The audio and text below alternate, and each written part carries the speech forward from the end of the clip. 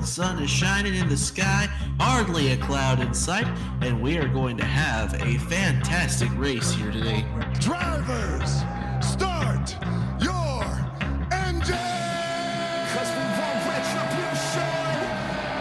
Yeah, we want retribution. But coming to the green here, it's going to clean out real well. Pace car's off, kick some ass. There's the green flag and we're underway. Green, green, green, green. Outside, still there at your door. Good job, man. Nice and solid. Take care of your stuff. Three wide. Here, Hawkins into the wall. Oh, big trouble! Crash in the back. Oh, there's a crash in the back. Trouble! Great job, doing awesome, buddy.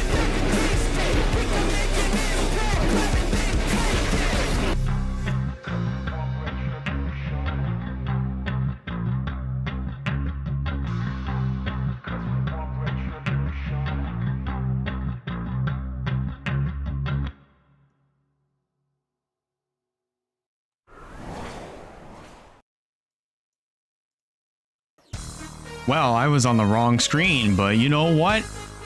A little ill-prepared, but hey, it's okay. Because we're here at the Atlanta Motor Speedway for race number 17 of the WRLA Pepsi Cup Series. It is the Quaker State 400. And folks, after tonight, there'll be 4 races left. 4 points paying races left, to be more specific, after tonight. 163 laps of action to decide what the fate of, obviously, the point standings is going to look like. Obviously, we've talked about it in obviously this morning during qualifying, which I do apologize for not promoting qualifying in the WRLA Discord server. I was kind of just in a hurry, but we talked about it a little bit during WRLA Pepsi Cup Series qualifying earlier today, that obviously, for those that may have missed it, last week at Minnesota, it was Kyle Craven that went on to win the M&M's 400. And not only that, Russell Blaze, man, Blaze was just a quarter of the way into the race. Pit stops were getting ready to begin, and unfortunately there was a pretty decent sized crash that unfortunately involved Russell Blaze and took him out of contention for a potential race win, and also an opportunity to capitalize on nabbing the points lead from Terry Walker, who still holds on to the points lead miraculously. However, Blaze is now 13 points behind Terry Walker, and there is a new runner-up in the points standings. We're going to go ahead and take a look at your points right now. As you see, it is a 2-point gap between Terry Walker and new runner-up Kyle Craven. Russell Blaze, he's not out of it. He's still within a pretty decent arm's reach of the points gap. Skylar Taylor creeping up as well in the 4th position. Stephen Colon completes your top 5 as we go to the next page. There's Nia Steidel in the number 6, 289 points to her name, currently sitting 14th on the board. Wound up finishing 2nd, actually, last week at Minnesota, and that 2nd place was just enough to help her get back inside of the top 15 in the points standings. Wyatt Walker not faring too well this year, as this juncture of the season. 231 points to his name, 28th in the standings. Phillips with a great run last week, got herself 226 points, moved up 1 spot. Bruno Diacomo, another driver, he's starting on the pole actually, so he'll be leading the field with the green flag, so he might have himself a good opportunity to get some really good points. Alex Bonsinger, another driver who did pretty well last week. Stapleton, unfortunately, luck was not on his side, but the best part about this week is that he is starting a little bit closer to the front of the field, as you see Jerry Rosen, Aaron Abel, 35th and 36th on the points bracket. But things should be pretty interesting. And ladies and gentlemen, of course, I mean, as you see, we do have Bobby McGuire, who is also in this race, and Janiah Hill. They both made the show, so they both are actually going to be Obviously, they're going to be racing together. So, I mean, it's been a little bit since they've both been in the same race at the same time, but it's been a pretty good run from McGuire Motorsports here today. They actually topped the Go or Go Homer charts during the knockout qualifying sessions in order to get into the show. So why don't we go ahead and bring up Bobby McGuire here real quick. Bobby, it's me, Elijah Leonard, here in the booth. You got a copy, sir. Thanks, Tim. Yeah, hey, what's up, Elijah? Sorry, Tim just handed my crew chief just handed me the headset. How you doing? Well, actually doing pretty well. It's actually been a hot minute since we've done in-race reporter stuff, but Bobby, you made the race. You also have Janiyah in here as well. I'm having a little bit of a brain stroke, but don't mind me. But you are starting a little bit further in the back, 29th position, and Janiyah does start, I believe, 17th. But you've got a little bit more work cut out for you. What is your strategy coming into this one? I've been on the sim all week, Elijah. I tell you what, I'm ready for this Atlanta race, man.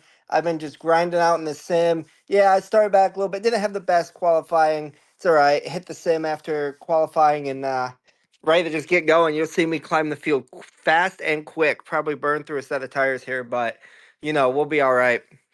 We know you're also going full time next year, and you could definitely use a race like this to kind of get a little bit more notes kind of gathered up so that way you can get ready for the next year. How excited are you to go full time in 2026? Super excited, man. I can't wait. So thankful for the opportunity, Interstate Batteries, MBNA, all the opportunities they gave me to be able to let me go full time. I think Janiyah is going full time as well. I think we're signing her. Couple other pickups. I think one more pickup at the end of the season.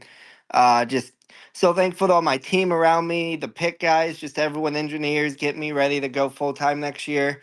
Can't say enough great things about my team that we built around McGuire Motorsports. Well, I know we touched on that earlier in the year before we started qualifying at the Rock, and you definitely seemed pretty excited. You definitely were energized and ready to go. I know Janiyah was definitely felt the same way going full time for the next year, but here we are for this race. You both are in it. Bobby, best of luck to both you and Janiyah here in this race. 163 laps. Go get it, man. Thank you. I'm gonna hop in this car. See you guys at the start finish. So that was Bobby McGuire, the driver of the number 3 Interstate Battery Chevy Camaro. Starting 29th here in this race, and we're going to go ahead. That's actually a pretty good segue. Let's go ahead and take a look at your starting lineup here for the Quaker State 400 here at the Atlanta Motor Speedway. Bruno Diacomo, Roberto Crown Jr., they're going to lead the field down to the green flag. And first and second in the point standings, Terry Walker, Kyle Craven, they line up row 2. Great run for Nathan Stapleton and Noah Clifton. They both make up the third row. Andrew Ramsey, Zachary Taylor, row 4. Alex Bonsignor and Wayne Lopez, row number 5. Janiyah Hill starting in the 18th position. I stand corrected on that. I thought it was 17th, but no, it was 18th. But still row 9 nonetheless. You see Sebastian Vaughn actually starting in the 13th position. CG Hall, 2 drivers that are in desperate needs of some really great runs. Could get him here today. There's third place in the point standings. Russell Blaze starting in the 21st position. And then we also have Stephen Colon, our 2-time winner. Nia Steidel starting in the 14th spot. Claire Phillips starting in 30th. Emily Anderson in the 25th position. We talked to Bobby McGuire a little bit ago, starting in the 29th.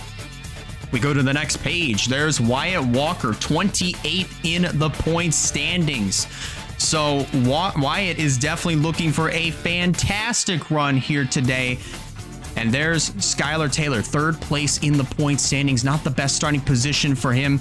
He's going to need his work cut out for him. He's definitely going to have his work cut out for him once we go green. And there's your provisional starters, Aaron Abel and also Braden Perez in the number 88. Man, we have had a lot of great racing so far throughout the course of the year, and we're getting ready to have a little bit more.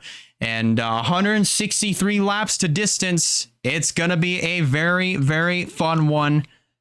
Who will win the Quaker State 400? Ladies and gentlemen, we are about to find out. If the game does appear a little bit glitchy throughout the race, I do want to apologize for that. It didn't do this during testing, so we're just going to have to bear with me here. But in the meantime, Drivers are strapped into their cars. Pre-race ceremonies are wrapping up. But in order to get the command to fire the engines, let's go trackside and get just that. I don't know what it didn't make sense, but you know what? It's fine. I can't say English. Let's go trackside.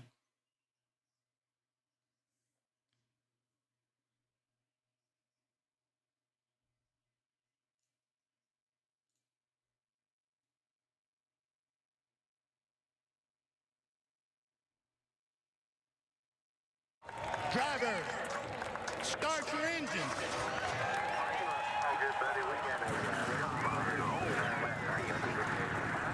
There it is. Engines have been fired. Pace car is rolling off, and so are these 42 competitors. And leading the field to the green flag, I would say for the first time in his Pepsi Cup Series career, it's Bruno Giacomo for Appalachia Motorsports. They've managed to get their luck turned around as of late throughout the course of these last few months. You know, you had Caleb Rose, who managed to dig himself out of a very deep hole, being dead last in the point standings, now being somewhere inside of the top 20. Bruno Giacomo has been getting some really good runs as well. So I'm very excited to see what Appalachia Motorsports is going to be building up for the rest of the season. 4 points paying races left on the year after tonight, but 6 races overall have yet to be run, and that starts right here, right now, for the WRLA Pepsi Cup Series here at Atlanta. Field makes their way through turn number 4, this time by 163 laps to distance. What will the points gap look like for Terry Walker? Will he retain the points lead? Will Kyle Craven come in and steal it away? Or will Russell Blaze come in third party like he would in Fortnite Blitz Royale? Pace car is off, and Bruno Giacomo and Roberto Crown Jr. lead us to green.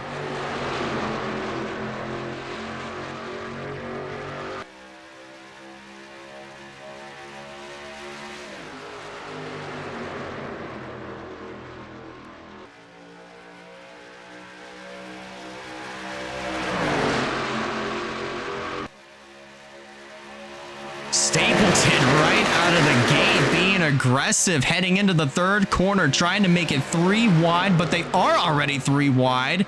You got Andrew Ramsey in the middle of that little fiasco, back to the stripe to lead lap number 1. That was Terry Walker in the number 48 machine, so he gets that. Actually, wait a minute. No, that was Bruno Giacomo.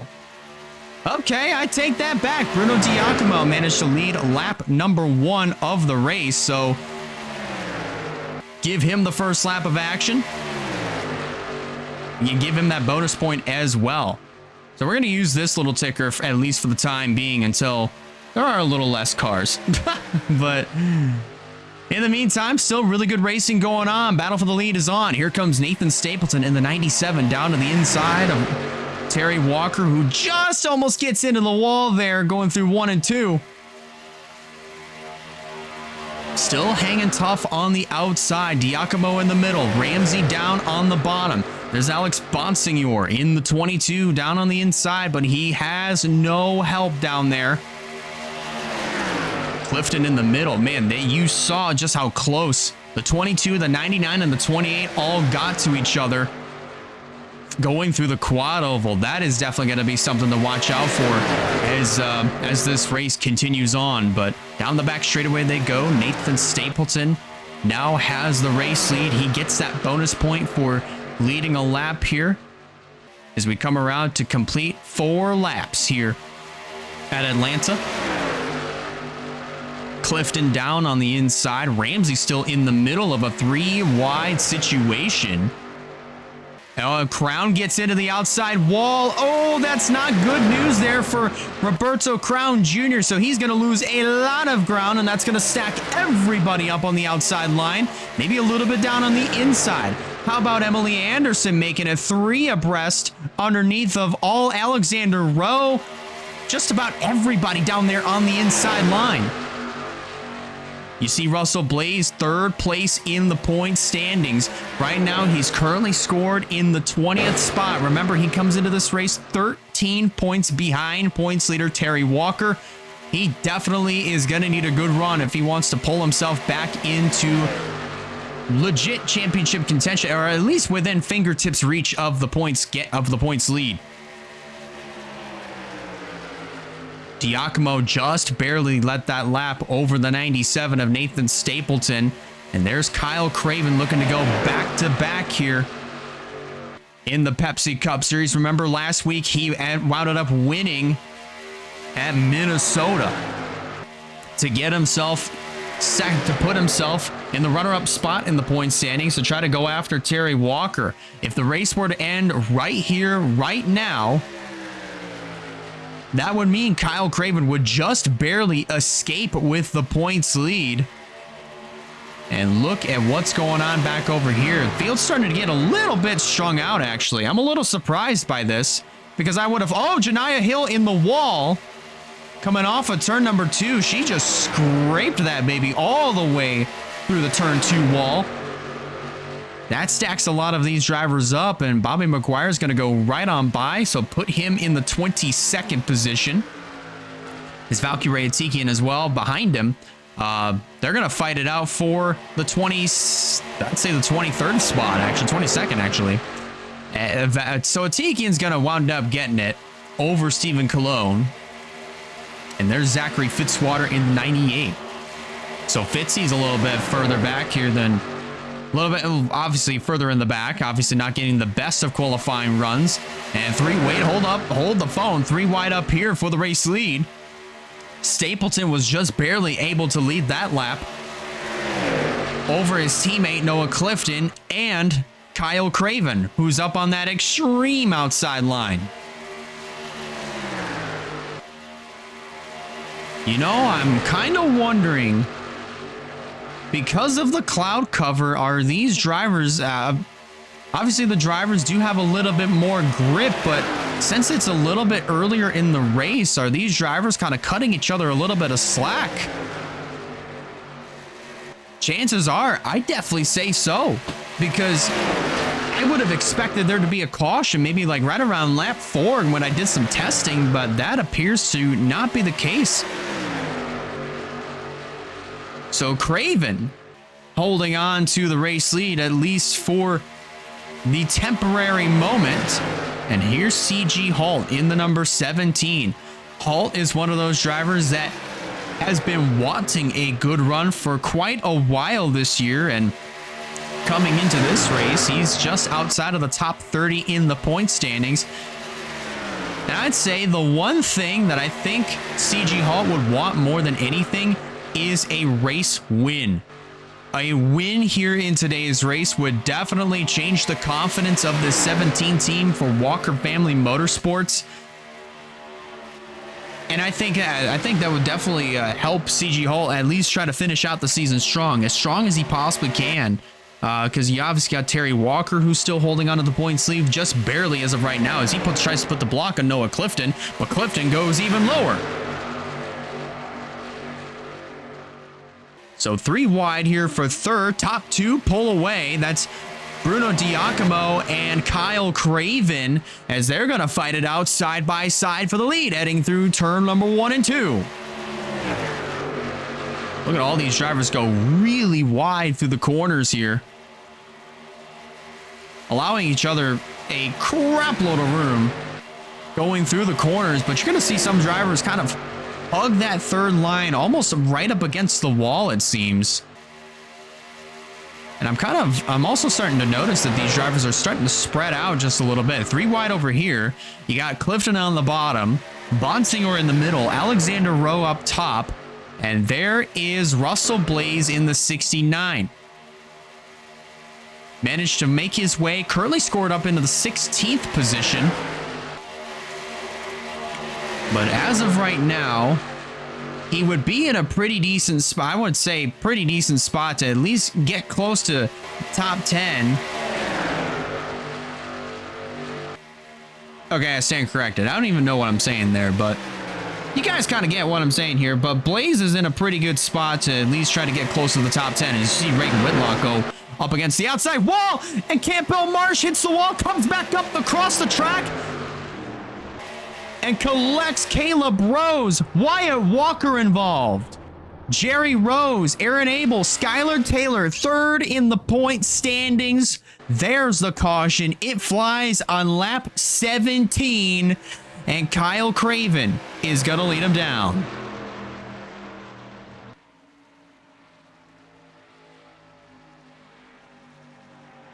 What a way to start off this race here at the Atlanta Motor Speedway. I'm actually impressed of how far we've gone, because I thought we would have... I genuinely thought we would have had a wreck on lap number 4, but that appears to not be the case whatsoever. Man, Campbell Marsh.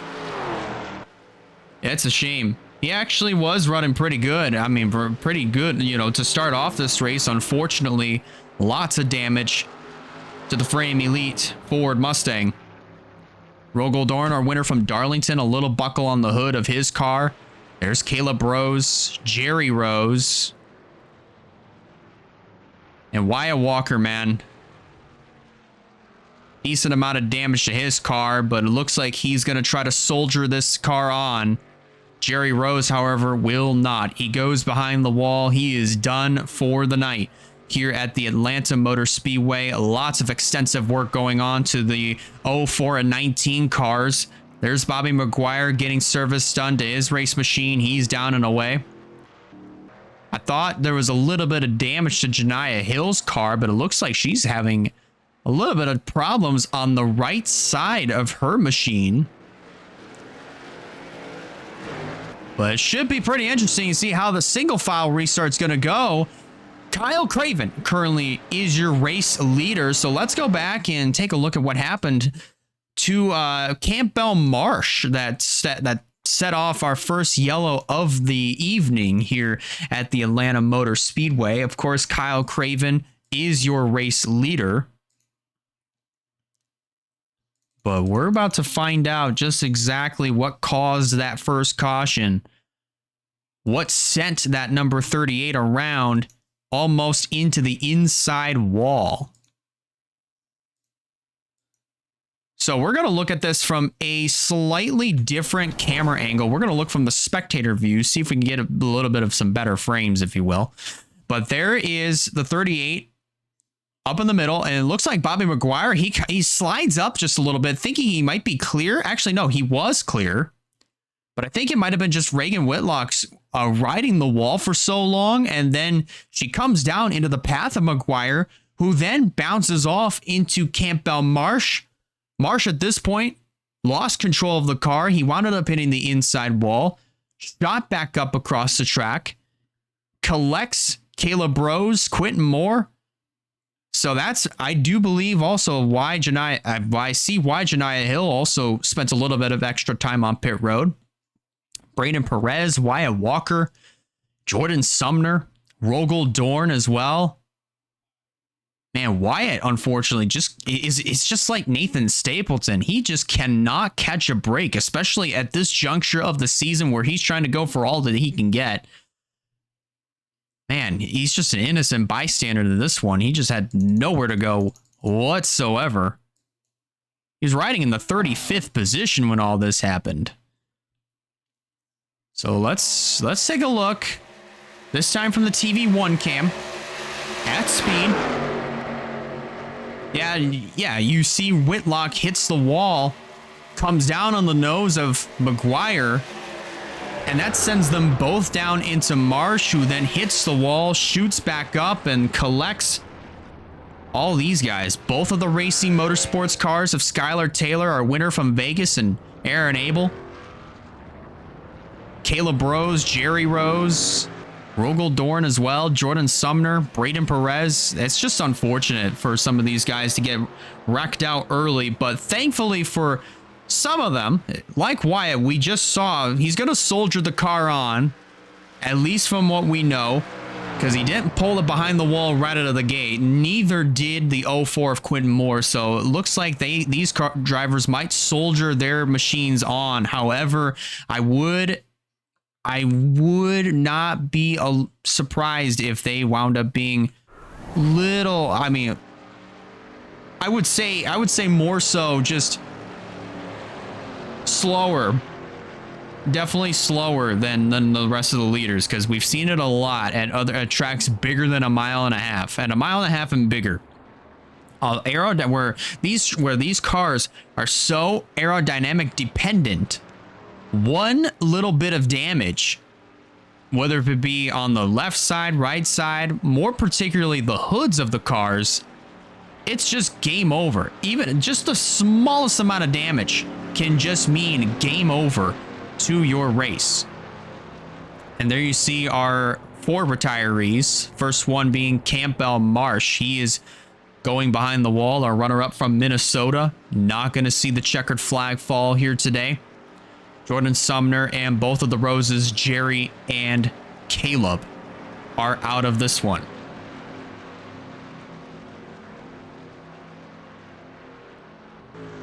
And you see Wyatt and also the 04 of Quentin Moore. Both of these drivers have rejoined the race, but they are going to be on the tail end of the lead lap, or the tail end of the field, still on the lead lap. But I'm curious to see how much that damage is going to affect them as this race progresses on.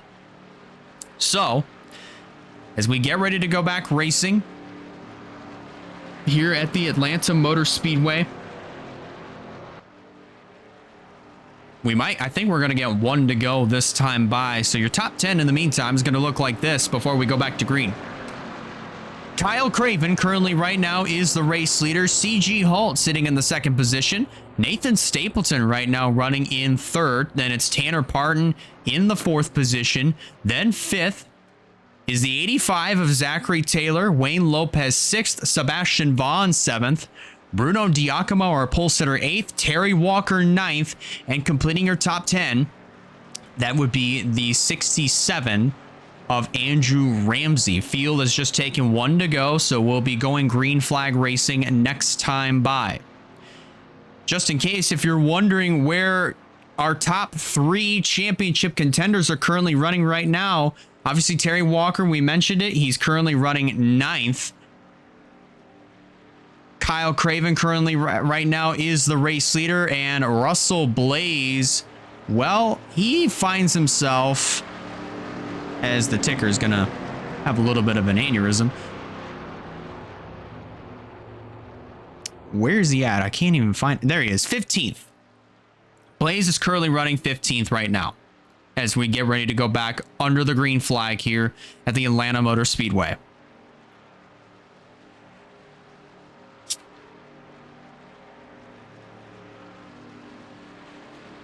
Get a good swig of that Pepsi before we get ready to go back to work. Field is going to make their way through turns 3 and 4 this time by. They'll restart with 20 laps complete.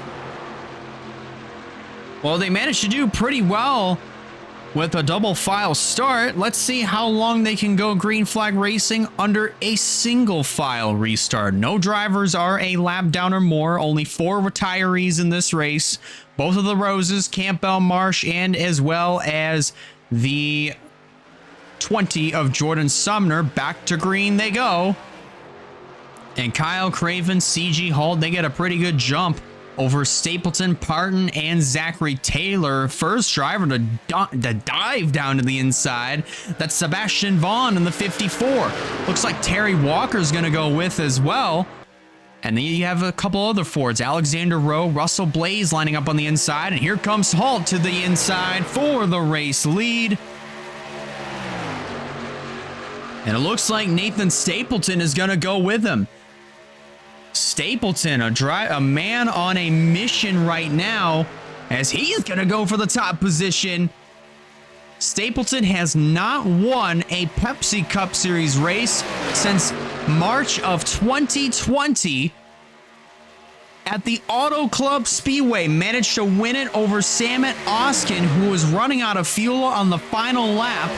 Managed to swoop around the 05 machine for the race victory. Stapleton not going to lead the lap this time around. CG Holt barely leads it by a nose. They head back through 1 and 2 this time by. And it looks like that 97 is going to have the advantage coming off of turn 2, maybe edging ahead down the back straightaway into the third corner. And maybe just might get clear of the 90s of the 17 of Halt. Halt fighting back on the outside with a little bit of a shove from the 28 of Kyle Craven. He also got Sebastian Vaughn lined up on the outside. Looks like Lopez, Giacomo, and Zachary Taylor are going to go with him. Oh, I thought the game was going to crash there. Thank goodness it didn't. Oh, I almost had a panic attack. A little bit of 3-wide action going on over here. You got Russell Blaze in the middle. There's Alex Bonsignor right around the outside. And Reagan Whitlock down there on the inside. Now it's settled down to double file, at least momentarily. Oh, Terry Walker in the outside wall. Walker got a little bit too high going through 1 and 2. And now he's going to lose a couple positions. There goes Blaze to the inside.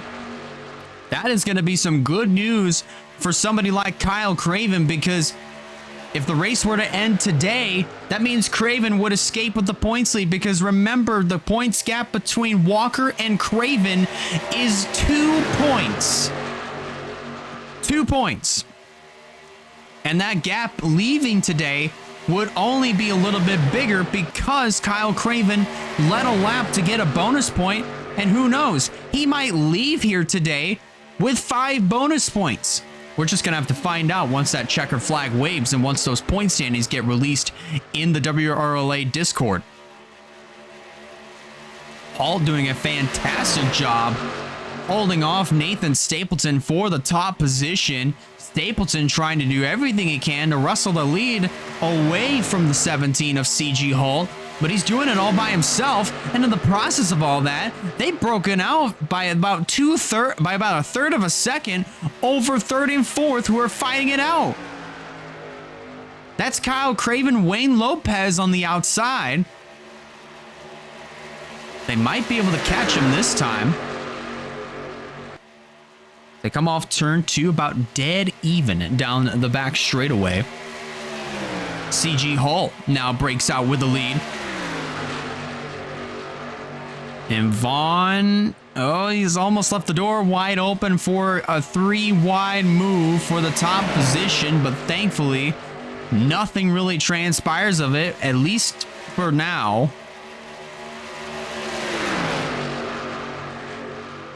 But Halt is going to still hold on to that top spot. Meanwhile, further in the back, Ryan Little scraped the wall coming off of turn number 2, so he's going to drop quite a few positions. He was 20th, so he might wound up falling outside of the top 25 potentially.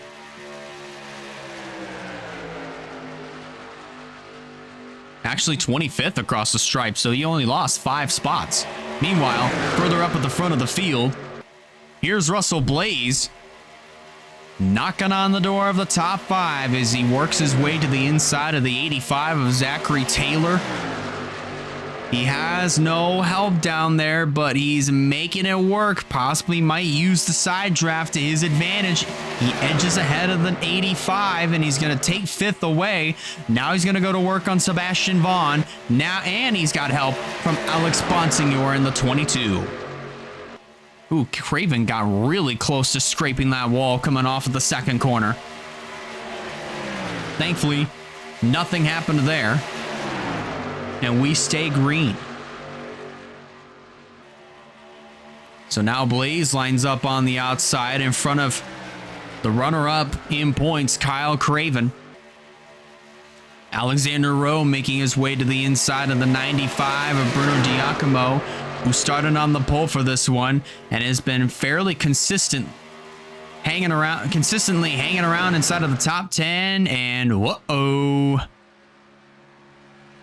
They're about to catch Rogel Dorn here in a couple of laps. He's making his way through turn 2 this time as these guys are getting ready to go down into turn 1, fighting hard for the race lead. That's Wayne Lopez down on the bottom, CG Halt up on the top.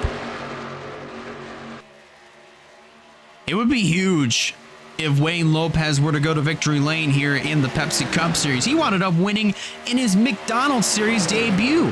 For those that don't know, yeah, we used to have a Series, a B Series, and a C Series. Obviously, Venom Truck Series was kind of like what the Craftsman Truck Series is. The McDonald's Series, which was the Xfinity Series. And obviously, you got the NOS Energy Cup Series, which is now currently the Pepsi Cup Series. And Wayne Lopez wound up winning in his debut McDonald's Series race, in his overall WRLA debut. So who knows? He could very well go to victory lane here for his first Pepsi Cup Series win. He's come close a couple times. Maybe today could be the day. They've all but caught Rogel Dorn this time. What are these drivers going to do? What is CG Hall going to do? He's going to move down to the inside, hoping that the 86 of Dorn is going to stay high. So he gets by him pretty successfully. So does Stapleton and Vaughn and Taylor. Maybe even Wayne Lopez if he's able to get down there. And so far he is. Oh, a little close right there. That's pretty close for comfort. Oh, but Dorn, and I'm going to say this very sarcastically, is being a great teammate right there. Oh, Abby Walker gets into the outside wall. Almost comes down into Val Moscow. Thankfully, she's able to keep the car straight, but she's going to lose a lot of momentum. And we're going to have ourselves a little stack up here with Rogel Dorn trapping everybody on that outside, including his own teammate, who then decides, I've had enough of this. He dives low, but Terry's going to try to dive even lower. So man, oh man, everybody, a lot of drivers are currently just having trouble trying to get by Rogel Dorn, whose car is absolutely damaged and wounded and absolutely just slower than all the rest. Where is, well, there's Braden Perez. He's working his way off of 2. You have these 3, Wyatt Walker, Skylar Taylor, Quentin Moore. They're pretty... They're in pretty good shape, at least for a little while longer, but I'm not sure for how much longer. As Brandon Perez works his way down the front straightaway into turn 1, these guys are just coming on the front stretch. But CG Halt, I'm very impressed with him because he's been able to hold on to this race lead for as long as he has, and he has done a very fantastic job, of course, trying to lead as many laps as he possibly can, because he knows if he leads, obviously if he leads the most laps, which is looking to be possibly the case here if this race goes green for just long enough, and if he's able to capitalize on his pit stops throughout the race, there's a pretty good chance we could see CG Hall go to victory lane. But those 5 bonus points, I mean, even if he doesn't win, would be absolutely huge. Even if, I mean, if Kyle Craven doesn't get them, or if Russell Blaze doesn't get those 5 bonus points, not even if Terry Walker gets those 5 bonus points, I mean, even if Terry Walker doesn't get them, it still retains the points lead after today. I mean, that could be good news for Walker Family Motorsports when you take a look at drivers that have been absolutely struggling throughout the year, like CG Hall, for instance, who has been doing such a masterful job of holding on to this race lead for as long as he has. So now they're catching up to Braden Perez in the 88. He's working his way on the front stretch now. These guys coming off of turn 4. I'd say give it another half a lap, and by that time they will already have figured out exactly what they're going to do with the 88 of Perez. Everybody currently in a single file choo-choo train.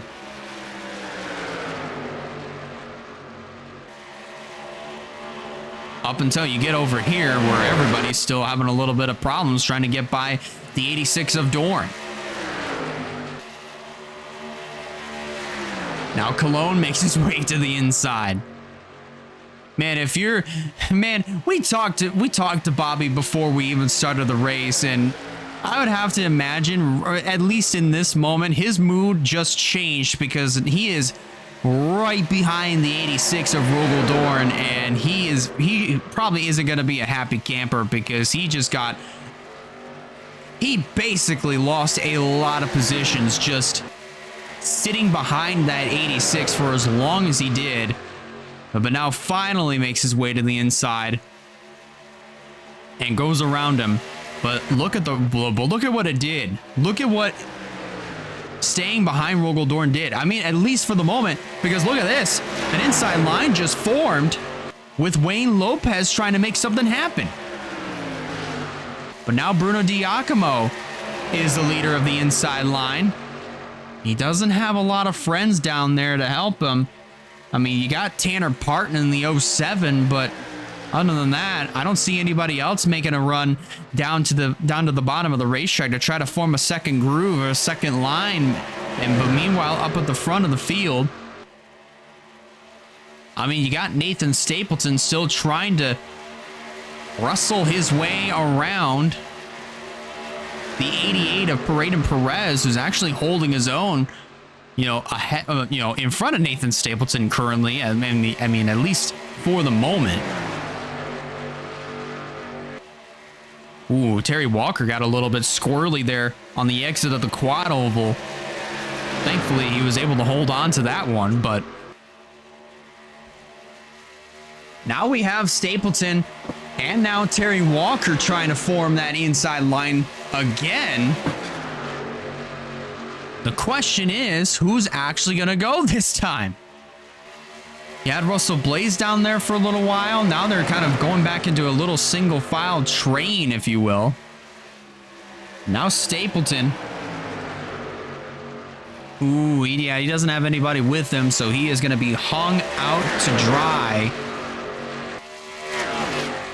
in the 97 machine. He was shown 4th. Now he's fallen back to 7th, and from the looks of things, he's probably going to fall outside of the top 10. And Blaze, he's looking for every piece of real estate that he can. He just dove to the inside of Bruno Diacomo. He's going to get right on the back bumper of Nathan Stapleton, trying to see if he could probably maybe move him up to the second groove, but looks like that probably isn't going to be the case, at least for the time being. But it's been a 3-car breakaway as we look at the front of the field, with CG Holt leading the charge and Sebastian Vaughn in the second position.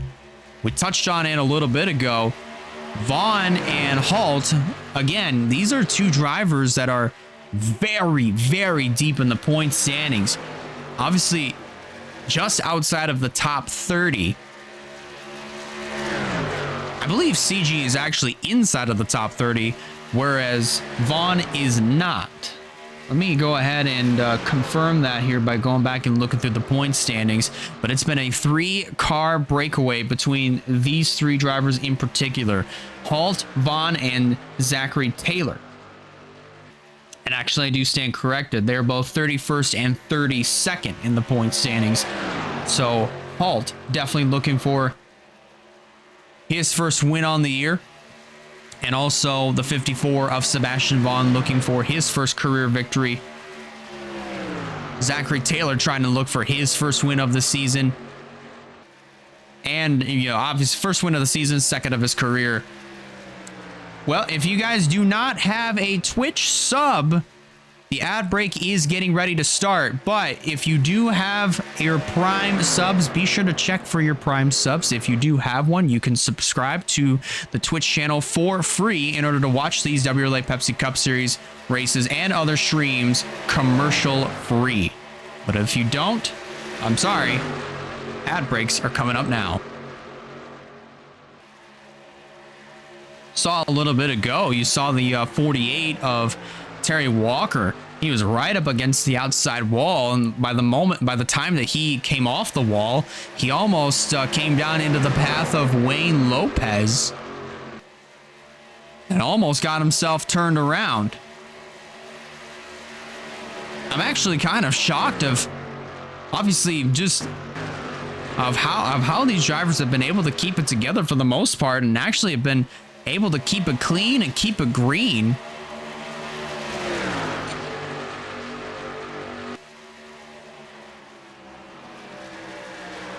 At least for the time being. I mean, we're 53 laps complete this time by.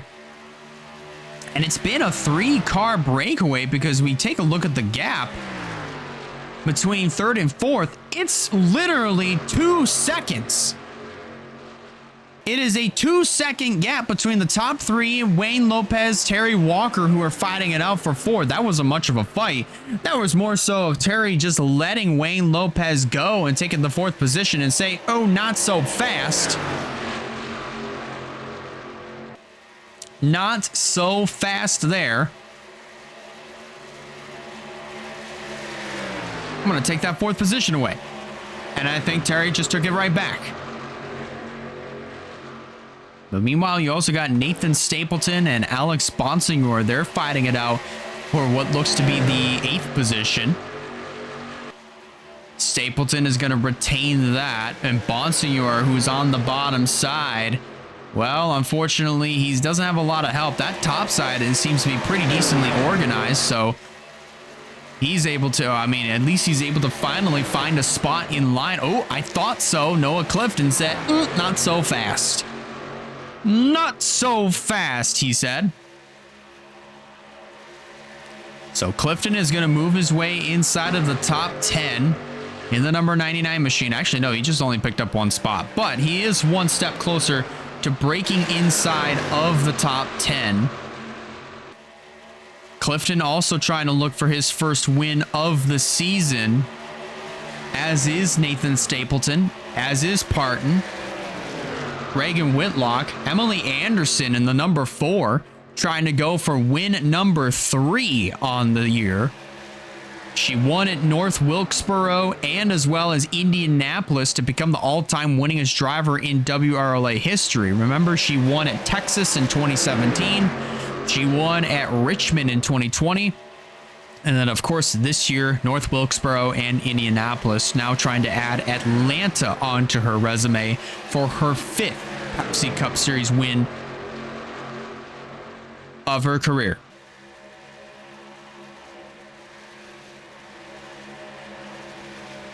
Well, we might as well go ahead and say all aboard, because everybody is gone for the most part, single file. There have been some attempts of just trying to get an inside line formed, but the max that we've been seeing is only just 2 drivers that would make the move to the inside, and everybody else would stay around the high side. So pretty interesting to see how everything has kind of been shaping up for the most part. So I'm actually kind of surprised that we have not seen a second line form and actually stay formed. But man, I'm actually kind of shocked that these 3 drivers have been able to pull away as far out as they have, and they've done an absolutely masterful job of achieving this sort of feat, because it's just wild. It's absolutely wild to me. Ooh, Vaughn getting pretty close to that outside wall there. But so far, it has been the top 3 pulling away. Now a 3-second gap between 3rd and 4th place. We're going to take a look further in the back of this pack, because you see a lot of where the racing is currently at. There's Val Moscow in the 33, trying to get to the inside of Alex Bonsignor. There's the Walkers, Terry, who is the points leader, and Abby Walker, who won at Iowa earlier this year. Now, obviously, for those that do know, I mean, we know that when McGuire Motorsports goes to full-time racing in 2026, McGuire's number 3 will then become the number 18. Yes, that's right. You heard that correctly. Bobby McGuire will then drive the number 18 Interstate Battery Chevrolet in the 2026 season. They have bought the number from the team, so the number doesn't transfer over to McGuire Motorsports until the next season. Now, what number exactly is Abby Walker going to be driving in 2026? Well, a decision was pretty much made last month, and the number that Abby will be driving is the number 16. Obviously with M&M's still as the primary sponsor, but when we get to 2026, I think you might find the paint scheme for Abby Walker pretty interesting once we get to 2026. I'm not going to reveal it just yet. We might reveal it by the time we get to October, so that way you know exactly what the cars are going to look like for next year. So, if you're not in the WRLA Discord, be sure to join up in the WRLA Discord. If you're watching on YouTube, otherwise you can go to the other YouTube videos, whether it be on the WRLA YouTube channel or even, oh wait, crash in the back. Monaco and Cologne got together. Both cars off the racetrack. Thankfully, they save it. No caution. We stay green. And it looks like both drivers are going to elect to stay on the racetrack. That was actually kind of wild. I thought we would have had ourselves a second caution here tonight, but that's not the case. We stay green. But Monaco, who was top 10 in the point standings, that's not something that he needed at all. So chances are he probably is going to fall outside of the top 10 in the point standings. Pit stops are taking place. Pit stops are underway here at Atlanta.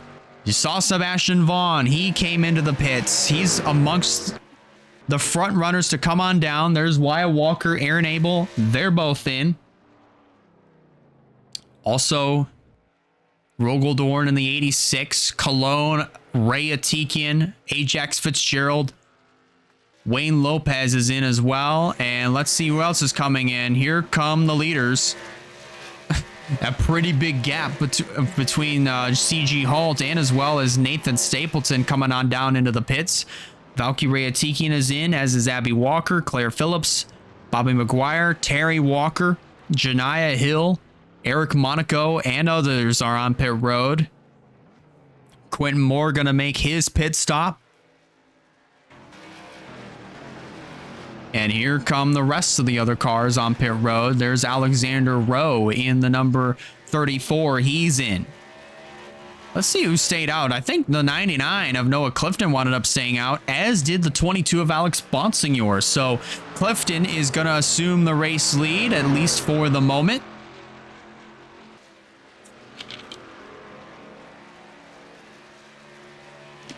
And Bonsignor will be in the second position, at least temporarily. And it looks like they're both going to make their way down to pit road. So they'll surrender first and second. Andrew Ramsey's coming in, as is Joshua Cornish. Cornish looking for some redemption here today. You know, last week he started on the pole and hung around top 5, top 10 pretty, consistently within the first quarter of last week's race in Minnesota before getting taken out. Right around lap 49, lap 50. So Cornish thankfully was able to make this race, and he's going to have a go at getting his first Pepsi Cup win on the season, the second of his career. Last time he won a WRLA Pepsi Cup competition was Phoenix in the spring of 2020. You heard that correctly. So well over 5.5 years since Joshua Cornish went to victory lane in a WRLA race. So now the question is, I'm pretty sure Sebastian Vaughn is going to be the race leader. So then who would be running in second? I'm pretty sure Vaughn would take the race lead. Indeed he does. So Sebastian Vaughn is officially going to be your new race leader. Then running in second would be the 17 of CG Halt. So now they pretty much have swapped positions. Ajax Fitzgerald currently being scored in third. Wayne Lopez in fourth. Then in fifth is the 85 of Zachary Taylor. Currently running in sixth, that's Nathan Stapleton. Then in seventh is Reagan Whitlock. Valkyrie Atiki in eighth. Then Ryan Little being scored on the ninth spot. Actually, hold up. Change, a little bit of change here. So, Little 8th, Atikia 9th, and Kyle Craven completes your top 10 with 71 laps complete this time by.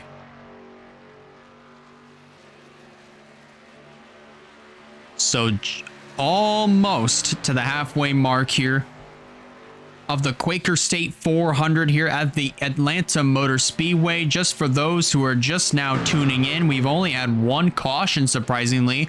It came out on lap 17, and we only have had 4 retirees in this race, and you see them right there. Campbell Marsh, Jordan Sumner, and both Jerry and Caleb Rose. No relation between the both of them, by the way, as you see CG Halt take the race lead back away from the 54 of Sebastian Vaughn across the stripe, heading back into turn 1. Look at Vaughn putting the crossover on the 17 of CG Halt as they go down the back straightaway. Man, even if you're a team owner running in this race, you have to be wondering what kind of information you're being given about your other cars, because CG Hall and also Sebastian Vaughn fighting hard for the race lead. But if you are Wyatt Walker, you have to be happy that at least, even if it's not you, one of your other cars is still in contention for this race. Still in contention for a potential race win if he's able to hold on here for the next 90 laps, actually. I'd say the same thing could be said for Sebastian Vaughn here in the 54. Remember, he and Jordan Sumner co-own Moonstar Enterprise. Vaughn running the full-time efforts and Jordan Sumner currently running on a part-time basis, and that's going to be the same way. That's going to be the same case heading into the 2026 season. Look at this, 3 wide up here. There's Nathan Stapleton in the middle. Zachary Taylor on the bottom. Reagan Whitlock up top. Wayne Lopez and Ajax Fitzgerald so far as a 5-horse fight for third. We get a little bit further back here. There's Kyle Craven, Alexander Rowe getting into the outside walls. They head down the back straightaway. This pack being led by Ryan Little in the 27 machine, currently running in the 8th spot. Almost 4 wide there, coming down the front straightaway. And there they go! Into the wall goes Kyle Craven, and he goes around. Oh, there's going to be more. Oh, no! Monaco gets collected, as does Bruno Diacomo, who spins out and refires the car coming into turn 1. Caution is out yet again. It flies on lap 77. And leading them back to the stripe, that indeed will be the 17 of CG Halt. 77 laps complete. We've gone about 60 laps without a caution up until now. We saw Kyle Craven. Terry Walker's on pit road. Looks like he probably might have gotten hooked. He might have gotten hooked on the front straightaway. Oh, look at Diacomo riding around the outside. He obviously got hooked on the front straightaway. But I thought he was going to have it saved, but that's not the case. Look at the beaten and battered number 28 machine. This is not what Kyle Craven needed whatsoever. With this DNF, if this does turn into a DNF, that means Kyle Craven is going to lose the runner-up spot in the points lead to Russell Blaze in the 69 machine. If Blaze manages to get a really good finish, that puts him right back in the Catberg seat in for the points championship between himself and Terry Walker. That would be absolutely huge if that happens. So CG Halt currently in command of this race and has been ever since the beginning portions of the event, let's go back and review that crash that happened with Kyle Craven and a couple others as well. Because I'm actually curious as to what really set that off, because it looked like it was 4 wide heading through, coming into turn 4, or coming off of turn 4, heading down the front straightaway. You see it right here. Craven's way up top, and you see Emily Anderson. Looks like the door's kind of open there. Phillips leaves that door open. Emily Anderson looks like she's going to take it. And right there, looks like Phillips comes up on the nose of the 45 of Atikian.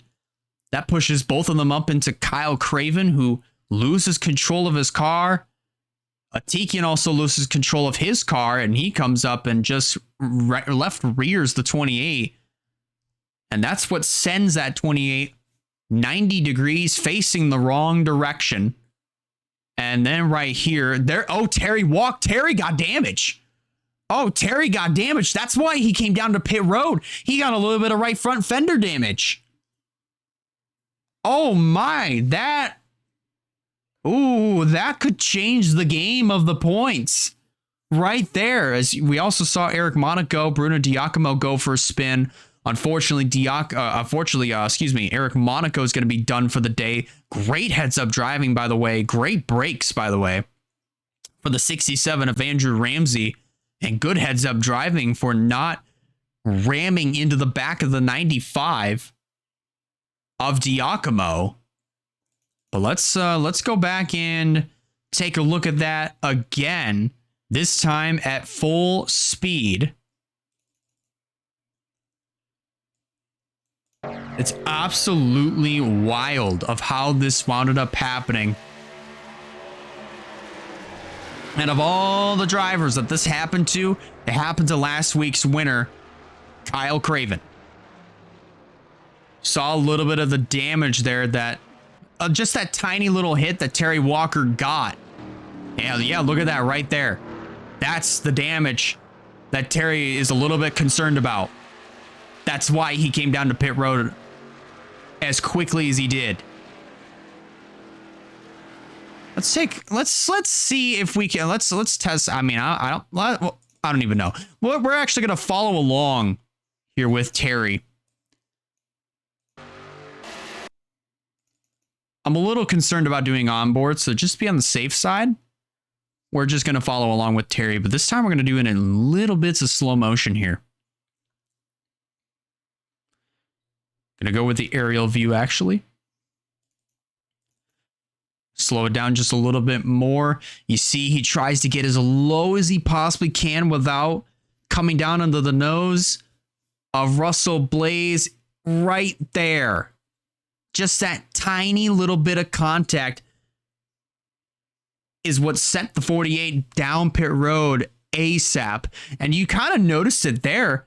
Walker also did bounce off of Russell Blaze just a little bit. So think if that hit was a little bit more violent than what it could have been, that would have been game over for not only Terry Walker, but also Russell Blaze. Remember, Craven, Walker, and Blaze are all top 3 in the point standings, and they are neck and neck with one another coming into this one. But now that we have the knowledge of, obviously, Kyle Craven looks like he's going to go out of the race. Terry Walker has taken his car behind the wall. It has been confirmed. The game confirmed it. Terry Walker is out of this race, along with Kyle Craven. Actually, Kyle Craven, he's still sitting in the pits. The ticker's also glitched out, but you see it right there. A radiator issue for the 48 of Terry Walker. That is going to take him out of contention for this race. And more than likely, this definitely is going to guarantee him out of the points lead after today. So, if that's the case, we might be looking at a brand new points leader, and his name is Russell Blaze in the number 69. currently sitting in the 12th spot right now. With 79 laps complete, we're more than likely going to get this race restarted on lap 82. So as of right now, your top 10 looks like this. Coming to halfway. CG Halt, the leader. Nathan Stapleton sitting in the second position. Zachary Taylor third. Emily Anderson fourth. Alexander Rowe completing your top 5. Then it's Tanner Parton rounding out, who's more than likely going to restart in the 6th position. Then in 7th will be the 33 of Val Moscow. And I stand corrected, by the way, Russell Blaze will be restarting in 8th. Bruno Diacomo 9th. And Noah Clifton completes your top 10. This championship fight just got shaken up. The game just got changed as both Kyle Craven and Terry Walker go out of the race. Oh my goodness. So yeah, we're definitely going to see a new points leader, and I would not be one bit surprised if it was Russell Blaze. 1 to go. These drivers are going to go back under the green flag next time around. And all the lap cars are going to line up on the inside. All lead lap cars line up on the outside.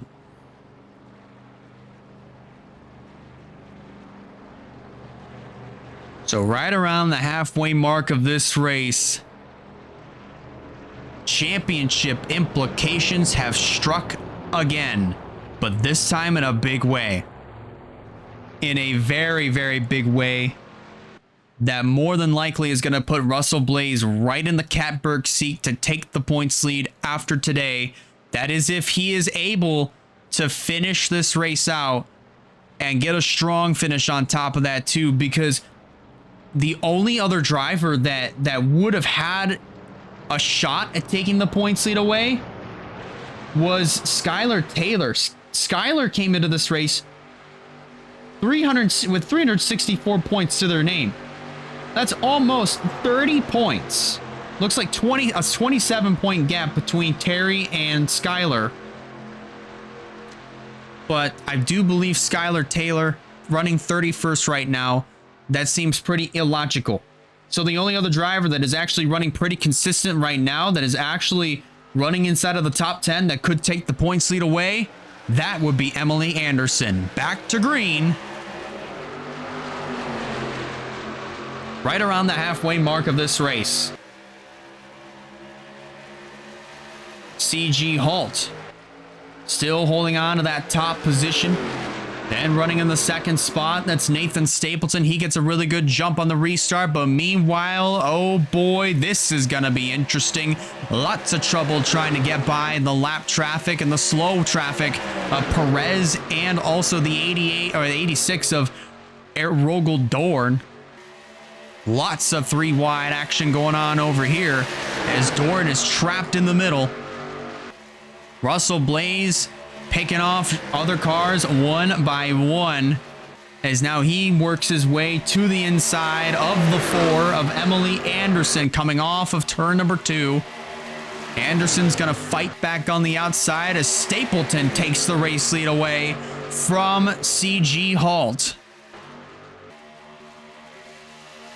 A little bit more 3 wide action going on over here. Ooh, that was pretty close there between Zachary Taylor and Val Moscow. 85 almost got into the right rear of the 33. That would have been absolutely catastrophic if that collected about the rest of the field behind them. From these drivers on back, that is. Well, Bonsignor into the outside wall there coming off of turn 4. He's going to lose a lot of momentum. And that's going to allow Zachary Taylor to get to the inside of Bonsignor heading through turn number 2. 3 wide over here. At least there was a little bit of 3 wide action going on, but that has since then settled back down to 2 wide. As meanwhile, up at the front of the field, here comes CG Hall right back down to the inside of Nathan Stapleton. He's going to take that top, and he's going to actually take it across the stripe right there. Advantage 17. Getting around the 97 of Stapleton, now trying to hold off the challenge from Tanner Parton. Parton is very hungry for a race win. He hasn't won since Mosport in 2023. That was when Otter Island Motorsports was a part of WRLA. Obviously, they were a part of WRLA back in 2017, came back in 2023. Unfortunately, not here for 2025, but here's Tanner Parton. He's the only other driver that has stuck around that has raced for Otter Island Motorsports, and he really wants a race win pretty badly. 3 wide here. Oh, looks like Wayne Lopez. I think he might be coming to pit road. Actually, he clipped the apron a couple of times. So I thought he would have been making his way down into the pits. That's not the case. And he's still back out on the racetrack. Here's the challenge for the race lead. Russell Blaze taking it downstairs on Nathan Stapleton. Powerade versus Prime, the battle of the drinks.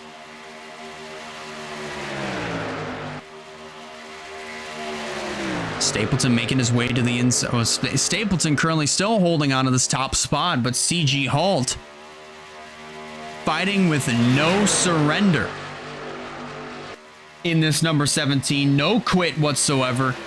We are past halfway. Of course, coming around to complete lap 89 this time around. Tanner Parton doing everything he can to try to get his first win, and he is absolutely showing it behind the wheel of the 07 as he takes it downstairs on Nathan Stapleton.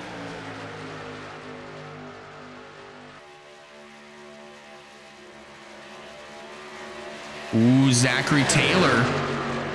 He had that nose peek down low on the 92 of Fitzgerald there for a second for a good ways all the way through turns 1 and 2. Just was not able to make that run stick. Well, how about this? Nathan Stapleton now. I know I probably may jinx him here by talking about him, but we got to give Nathan Stapleton a pretty good nod here. Regardless if he wins or not, this has been a very good day here for Nathan Stapleton and NS Racing altogether. I mean, altogether, I'd say for the part of Nathan Stapleton, that is. But when you take a look at this race, I mean, obviously Stapleton has yet to win this year. He hasn't won in about 5.5 years. It's been since 2020 since he's gone to victory lane. And he's just had an abysmal year this year. Had some great runs. Unfortunately, the results have not backed up what we've been seeing on the track week in and week out. So as for Nathan Stapleton, it's great to see him running up at the front of the field, and I cannot wait to see him fighting for a race win when it comes down to that point. 70 laps to go. This time by, Roberto Crown Jr. scraping the wall coming off of turn number 2. He was running in the 15th position, but now he's going to lose a lot more ground as they come off of turn number 4. Looks like that was probably about 5 positions. Make that 4, actually, as Crown just barely edged out Andrew Miller across the stripe to retain the 19th position. So thankfully, we're still clean and green. How about Bruno Giacomo, by the way, who was involved in that lap 76 crash heading into turn 1? He got sent for a little loop when he got involved in that wreck with Eric Monaco. That was when Monaco wound up making contact with Kyle Craven, and just Giacomo was right there. The 95 wound up going for just a little loop-de-loop, a couple loops there going through turn 1. but managed to get the car refired and sent back and, you know, rolling on the racetrack. And here he is, he's still in this thing. He's running top 10 right now. I honestly thought he would have had a little bit of damage to this race machine, but it looks like it's all fixed up. It's all good to go. And Bruno Giacomo might have a shot at a top 10. Remember, he started on the pole in this race. Could very well go to victory lane after this is all said and done. I mean, you never know.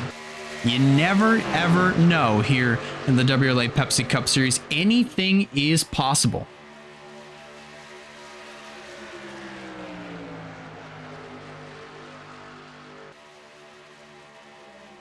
Look at Russell Blaze trying to take it downstairs on Nathan Stapleton, heading through turns 1 and 2.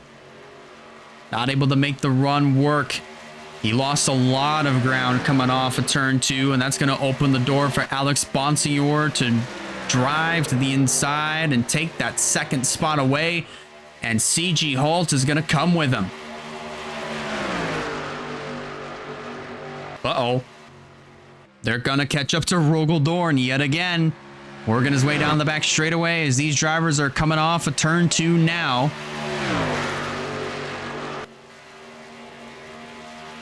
So now Stapleton and Bonsignor currently lead the charge. Blaze gets kicked back to 3rd. Ajax Fitzgerald now in 4th. Tanner Parton is going to complete your top 5 across the stripe. But things getting very interesting as we're about to reach the 100 lap mark of this race.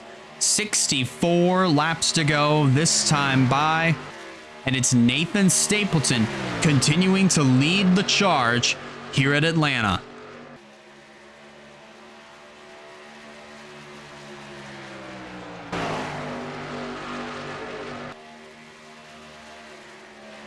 But now that they've caught up to this number 86 of Rogel Dorn, I'm very curious as to what line they're going to take. Oh, CG Hulk gets into the outside wall. Manages to keep the car straight and out of trouble, so we stay green. But meanwhile, here goes Stapleton to the inside. Looks like Bonsignor is going to take advantage, and he will follow. And for the second time, Russell Blaze got held up by his teammate, but thankfully it wasn't for longer than 2 laps. Parton and Fitzgerald are going to try to work their way down low on Rogel Dorn.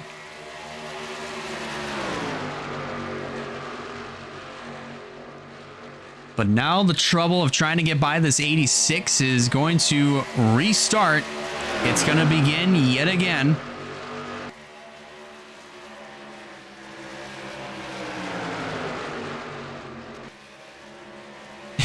And these drivers are still, I mean, these drivers are going to have a really fun time because look at this. The pack is starting to get stacked up. You saw right there heading down the back straightaway. They are absolutely stacking it up. Just trying to get by this 86 of Rogel Dorn. But Dorn is unfortunately not doing any favors, just staying up on the second line and just bouncing back and forth from top to bottom. Because all that's happening is just that's holding up both lines, what it seems like.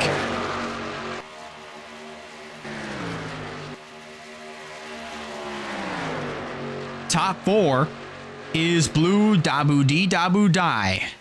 4 out of the 5 cars inside of the top 5 are all blue.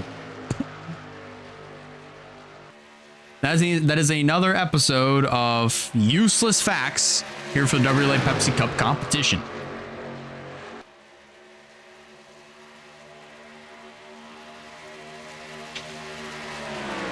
Let's take a look further in the back, because it looked like some of those drivers, I mean, obviously they're a little bit more stacked up. A little bit of double file action happening over here. Ooh. Zachary Taylor got pretty close. I thought he was going to try to go around the outside of Rogel Dorn, and it looks like he will here. And he's trying. He's got that line's opened up, so he could very well do it. Oh, he just cuts from top to bottom.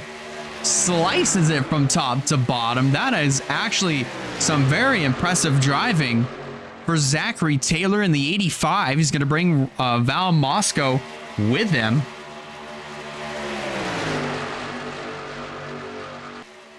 But how about that there from Zachary Taylor? Great piece of driving for the 85 machine. Very, very, very impressive stuff. Let's check in with both of the Maguire Motorsports cars. Here they are. Right now, they're currently running 25th and 26th. So for Janiyah Hill, she's running about 7, now 8 spots worse than what she started and where she started. But as for Bobby Maguire, he wound up starting 29th on the grid, and position wise after these last 106, now 107 laps coming up, he hasn't really gained a lot of positions, realistically speaking. He's gotten as high up as, I want to say, 21st, but hasn't really gone anywhere since then. Maybe a caution could change all that for Maguire. How about Nia Steidel here in this number 6? She's been pretty quiet since pretty much all race long. Really running in the 14th position. Now is having her fair share of troubles trying to get by the 86 of Rogel Dorn. Ooh, but advantage is going to go to Steidel here because Dorn is now up on the outside, holding up in the 92 of Ajax Fitzgerald. But now that outside line is going to get a great run coming off of turn number 2. And that is exactly what Fitzgerald needed to catapult himself into the 14th position. Meanwhile, up front, here's the battle for second. Tanner Parton down on the inside of Russell Blaze. Emily Anderson now challenging. She's now up into the 3rd position. Parton falls back to 4th. Is definitely going to fall into the clutches of Alex Bonsignor, who goes way high through 3 and 4. So Bonsignor is going to fend off the challenge of the 17 of CG Holt. There's Noah Clifton in the 99, currently scored in the 7th position. Reagan Whitlock, Joshua Cornish currently scored 8th and 9th right now. So great run for Cornish and also Reagan Whitlock as well.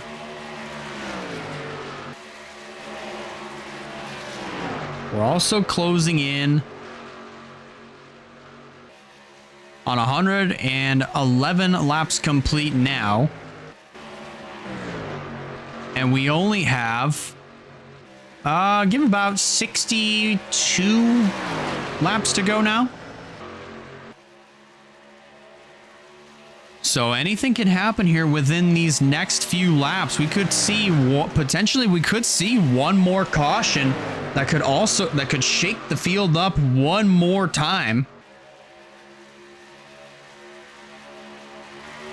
It could shake the field up one more time. Obviously, pit strategy is probably going to look a little bit different than what it did earlier in the going. I'd say right around lap 60-ish.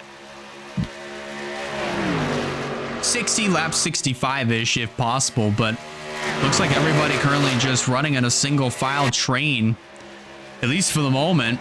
But now you got Noah Clifton kind of just sitting there on the bottom and is going to lose the 5th position to Tanner Parton, as now the 99 tucks in front of the 17 of CG Holt.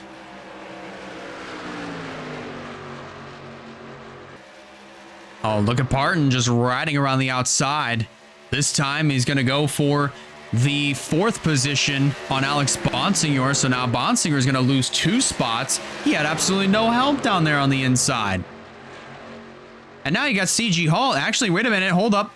Here comes Holt. Holt is coming on in on lap 114. 114 laps complete now as the leaders cross the stripe. Got a couple more cars coming on in. Looks like that's the 04. That's Quentin Moore. You also have Ray Atikian in the 45. He's in. So now that means we could very well see Nathan Stapleton come on down. But what is the strategy of Russell Blaze? Is he going to stay out? Yes, he will actually. Along with Nathan Stapleton. So I'd say these other drivers are probably going to give it just a little bit longer before they come on down pit road and make their stops. Maybe another lap or two, but we'll see exactly what happens here. Back into turn 3. Yep, here there goes Cornish. Cornish is coming on in. Nathan Stapleton pits, but Russell Blaze is going to stay out. Blaze stays out along with Emily Anderson, Tanner Parton, and Alex Bonsignor. Clifton and Reagan Whitlock is amongst the lead pack. And then you take a look at the cars that came on down pit road. You obviously saw Nathan Stapleton. He's in. Bruno Diacomo comes on in. Fitzy, Cornish, Moscow, they're all in. And now here comes Russell Blaze along with the 4 of Emily Anderson. The 07 of Tanner Parton. 85, Zachary Taylor, he's in. Who all else is coming on down? I do believe I saw Roberto Crown Jr. He's in, along with Alexander Rowe and Andrew Ramsey. They're in. Bonsignor assumes the top spot, followed by the 99 of Noah Clifton. They both come in. Reagan Whitlock is going to stay out. So now it looks like that's going to hand the race lead over to Ryan Little. At least for this lap. But man, look at this pack right here. This pack is just all on top of each other. Just running double file. At least for the moment. That was a huge checkup on the bottom from Andrew Miller. I think a lot of it just has to do with all these other cars that are just coming back out coming out from the pits and rejoining the racing surface. So some of them are just checking up pretty hard just to make sure that they don't get into the back of those cars.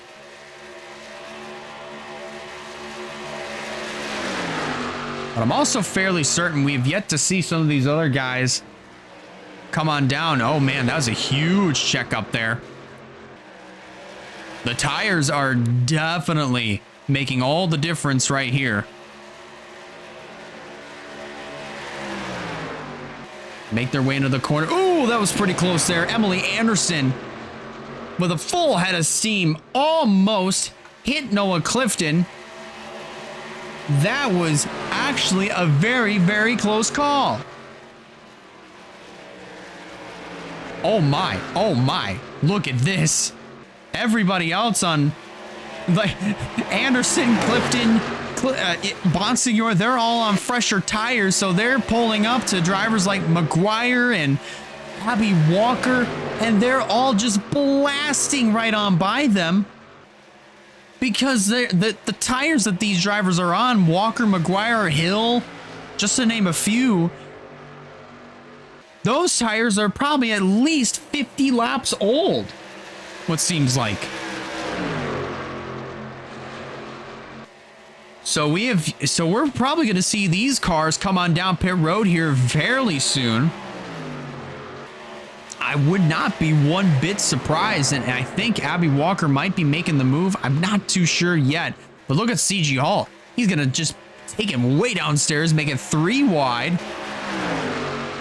And oh boy, that could have been absolutely catastrophic there. Abby Walker was just the meat in that sandwich as CG Hall is just going to blast off into outer space with that run right there. And he's going to bring Joshua Cornish with him.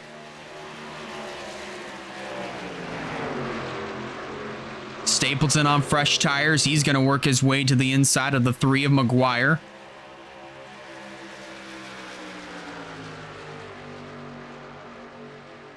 And remember, I do believe, yeah, some of these drivers, it's actually kind of interesting of the strategy that we're seeing here, because here's Reagan Whitlock.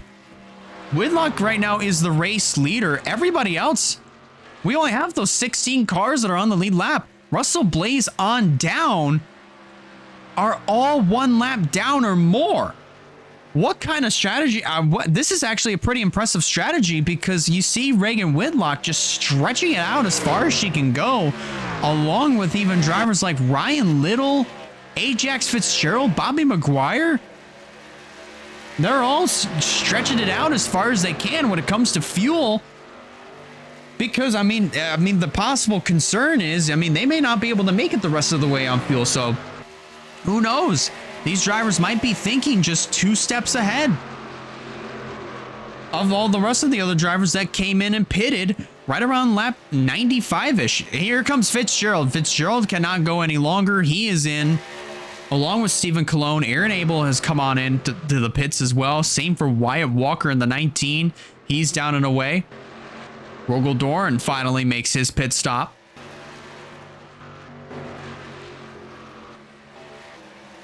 Let's see who else is going to make their way onto pit road. 3 wide over here. Man, this is actually a very, very interesting strategy that some of these drivers are pulling off here.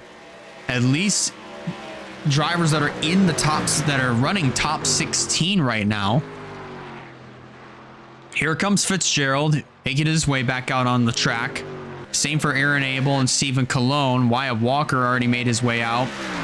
So now Walker currently running right back in 32nd, 1 lap down. So right here, I'm fairly certain would be the fight for the race lead and possibly the win. If things kind of cycle back around, Bobby McGuire is in. Same for Braden Perez. Sebastian Vaughn, Abby Walker, Ryan Little, they're in. So now all these other cars that had stayed out for as long as they did, they finally have made their pit stops. They're back out on the racetrack. And there are still some that have yet to make their stops. Reagan Whitlock is in. So now, looking at what we're seeing here, Russell Blaze would be shown as the race. Oh no! Oh no! Blaze and McGuire make contact. Oh my God. Oh no! Adding insult to injury is Sebastian Vaughn, sending the 69 back down in front of the 3. You have got to be joking. You have got to be absolutely joking. What did we just witness?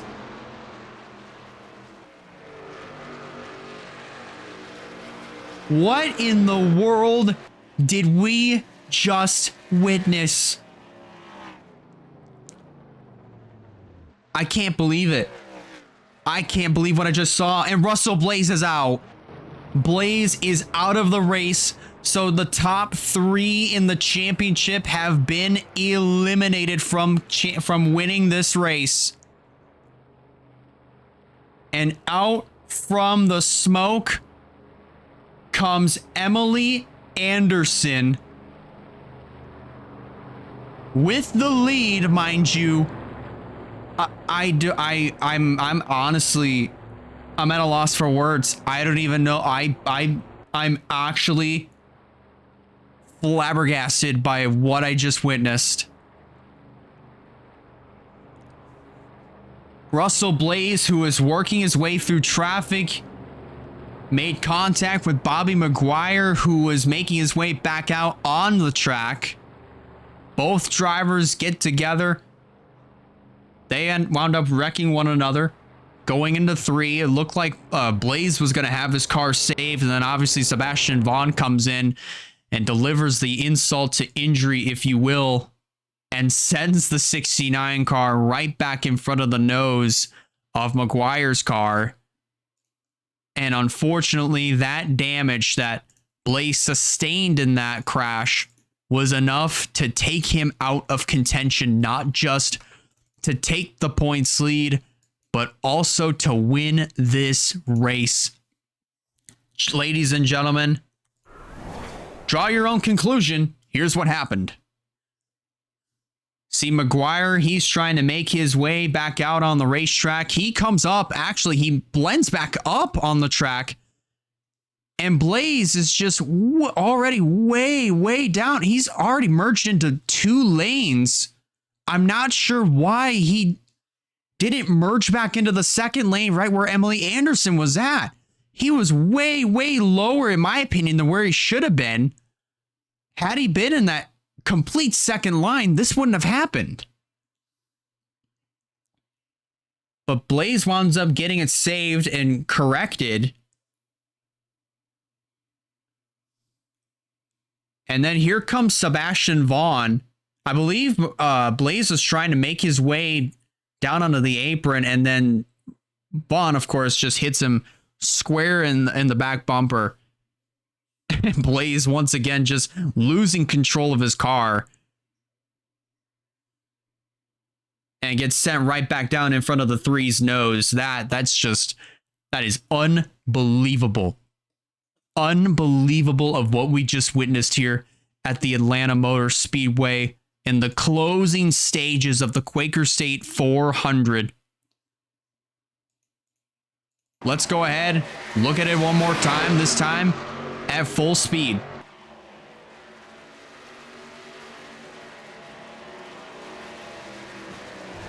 That was a hard hit into the inside wall there for Russell Blaze. And then right there, man, I'm pretty sure McGuire and Blaze, they're going to have words for one another. I mean, especially for Blaze. Blaze is definitely going to have some words by the time this race is over. For the second week in a row, Blaze gets taken out of contention for a race win, but to also take the points lead away after today. And that is definitely super unfortunate to see, as you see Russell Blaze take his car back behind the wall. And after all of that, I mean, of course, as I mentioned, the only other driver that is actually that is actually within arm's reach, that is still in the race, is actually Emily Anderson. Because remember, she came into this race, as I'm going to go back and look at this. Emily Anderson came into this race 6th in the point standings. But then you also have Stephen Colon, who came into this race 5th in the point standings. 357 points to his name. Emily Anderson has 345 points to her name. But in my personal opinion, I feel like Emily Anderson's going to come out with the advantage because she's getting bonus points for getting, well, of course, a bonus point for leading a lap. But I don't think she's going to get the bonus point for leading the most laps. I would definitely most likely say that for those 5 bonus points would go to CG Halt, who has been running absolutely exceptional here in this race. Is our ticker's back? Nice. But Cologne, as of right now, he's actually, if I can actually find him, where's he at?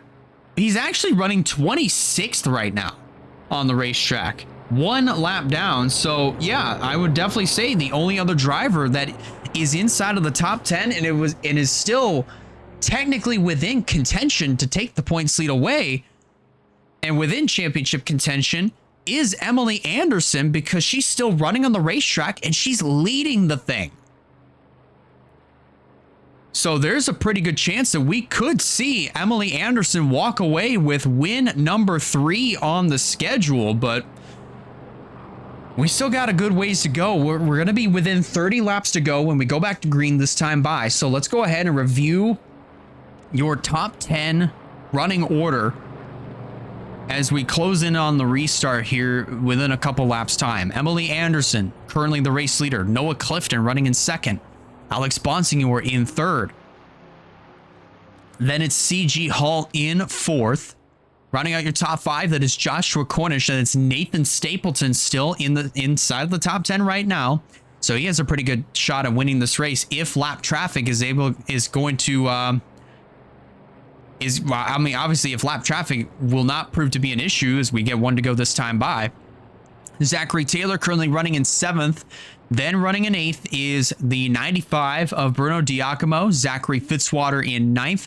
And rounding out your top 10, that would be Val Moscow. So 21 cars left on the lead lap. Wyatt Walker currently running 21st. He is the last car running on the lead lap currently. Janiah Hill still in this race. She's 22nd, 1 lap down. Bobby McGuire, well, if you're wondering exactly where he's at after being involved in that crash with Russell Blaze, he currently is running 32nd, 1 lap down. Blaze joins Terry Walker and Kyle Craven, the other 2 drivers running in the top 3 in the point standings in the garage area, along with Eric Monaco, Campbell Marsh, Jordan Sumner, and Jerry and Caleb Rose. So currently we have 34 cars still running on the track, 21 left on the lead lap. Emily Anderson trying to score win number 3 on the Pepsi Cup Series circuit. What will the outcome of this race look like? What will the final 30 laps look like? Here in the Quaker State 400, can Emily Anderson score her 3rd win on the season? Or will Noah Clifton, Alex Bonsier, CG Hall, or even Joshua Cornish take it away? Here we go. Green is out. 30 laps to go.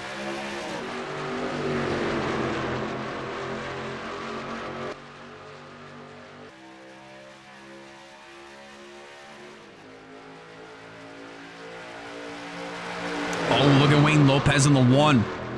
Already taking it downstairs, 3 wide. He doesn't even care if his teammate is up on the extreme outside line. He wants to get back on the lead lap as quickly as possible. And there's a pretty good chance that it might happen. Look at Claire Phillips following suit in the number 5. Abby Walker down there as well. All the lead lap cars lined up on the extreme outside line until you get to Zachary Taylor in the 85. He's down there on the bottom. But 3 wide. Currently, at least in the second part of the pack, Claire Phillips and Wayne Lopez, they're out front, but they are on the tail end of the lead lap. Oh, that could have gotten very catastrophic if that turned into 4 wide. Oh, a little bit of contact between Abby Walker and Janiah Hill as they head through turn 1. Hill just almost practically doored the 18 of Abby Walker there as they headed down the front straightaway that last lap around. But Noah Clifton down on the inside going to take the top position away from the 4 of Emily Anderson. Alex Bonsignor is going to follow suit. Anderson falls to 3rd. CG Hall waiting in the wings. And then you have Nathan Stapleton and Joshua Cornish a little bit further in the back. But in order for them to have any sort of chance at winning this race, they are going to have to absolutely pick and fight their way through the other cars that are a lap down or more in order to get back into contention to win this thing. Clifton still holding on to the top spot. Now I'm going to try to see if he can take it downstairs on both of the EGI cars, starting with Wayne Lopez. Might try to go to work here on Claire Phillips right about now, actually. There he goes to the inside. He might have gotten 1 EGI car. Now he's trying to go for the second one, but he doesn't have any help on the bottom. And the outside line is going to start to freight train him around the turns. Bonsignor moves to the second lane, now moves it downstairs. Remember, both of these drivers trying to go for their first wins of the season. Emily Anderson trying to go for her 3rd. CG Halt trying to go for his first on the year. Try to get a little bit of rebound for a little bit of a rebound for Walker Family Motorsports. It's been an absolutely masterful run here for the 17 of CG Hall, who came into this race 31st in the points standings. He could definitely be the guy that shakes up the points, if you will, by the time this race is all said and done. Possibly might move himself inside of the top 30. More than likely could be the case. Closing in now on 20 laps of racing to go here in the Quaker State 400 in the Atlanta Motor Speedway, and it is going to be a doozy. Alex Bonsignor takes the race lead away from Noah Clifton. Coming off of turn number 4 across the stripe, new leader, it's Alex Bonsignor, who's trying to win his first race since Talladega in the spring of 2017, the first year of WRLA Pepsi Cup competition.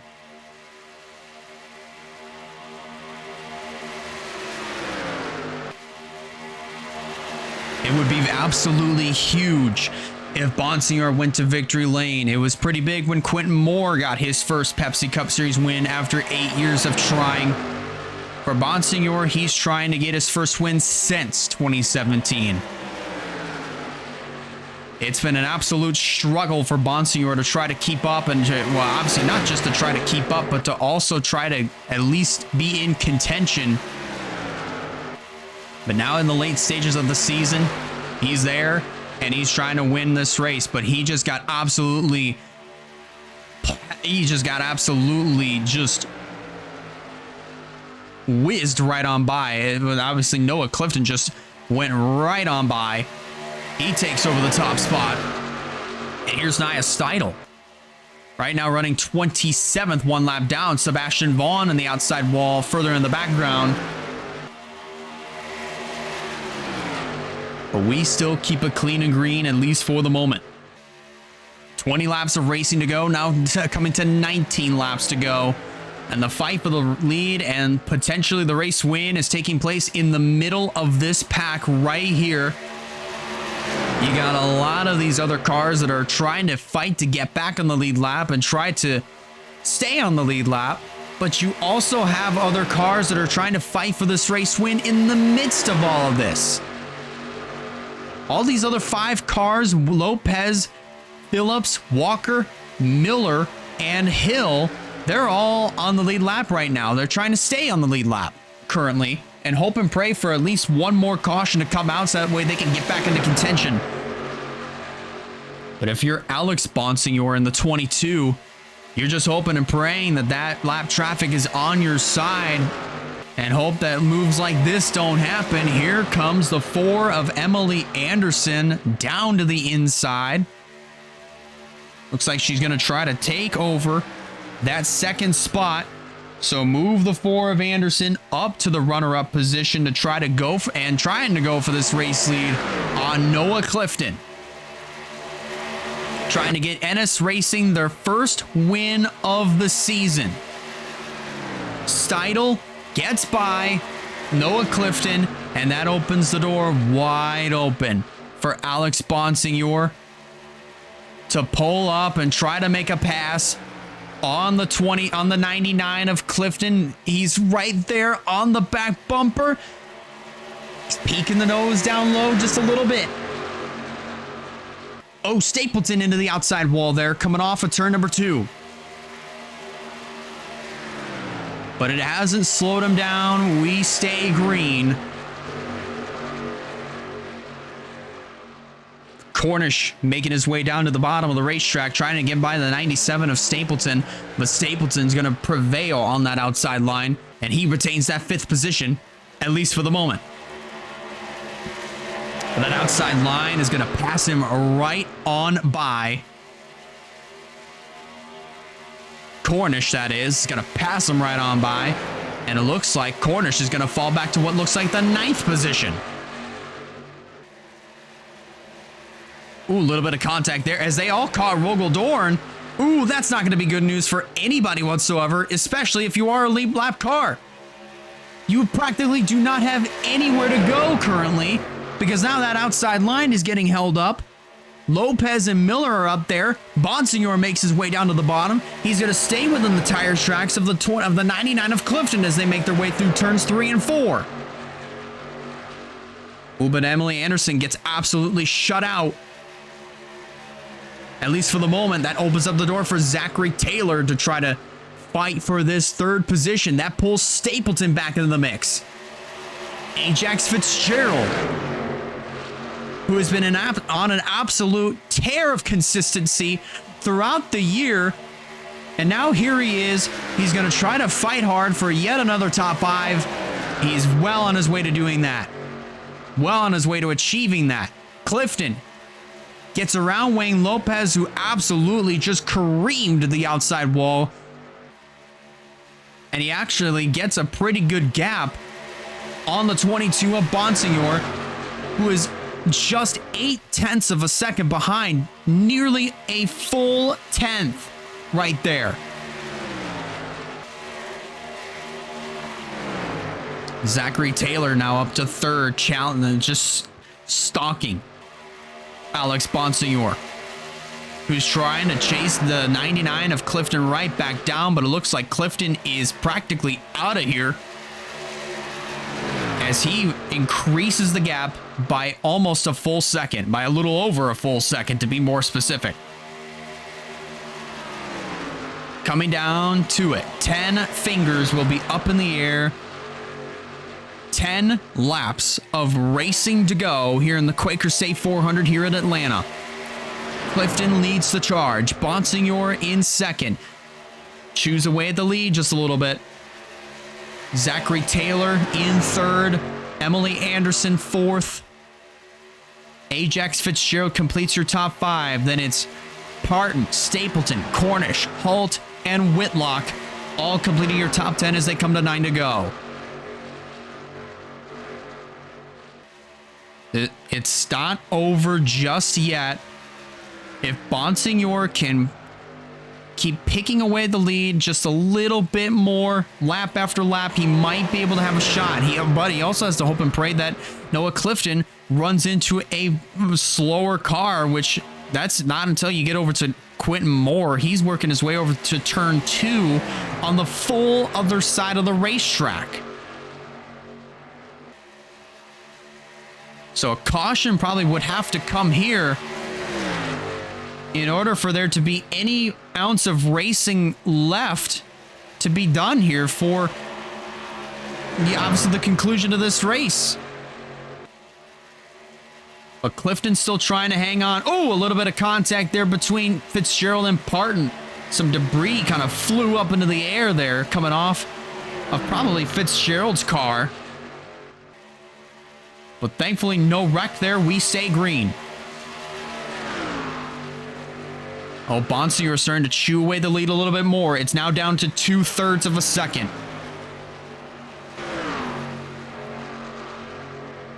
Zachary Taylor still waiting in the wings. Fitzgerald in the wall again. As is Valkyrie Atikian, almost comes down in front of the nose of another car. Very, very close calls currently as of right now. The tires definitely probably is going to be an issue for some of these drivers in the closing stages of this event. The gap still 2/3 of a second. Nothing has changed between the 99 and the 22.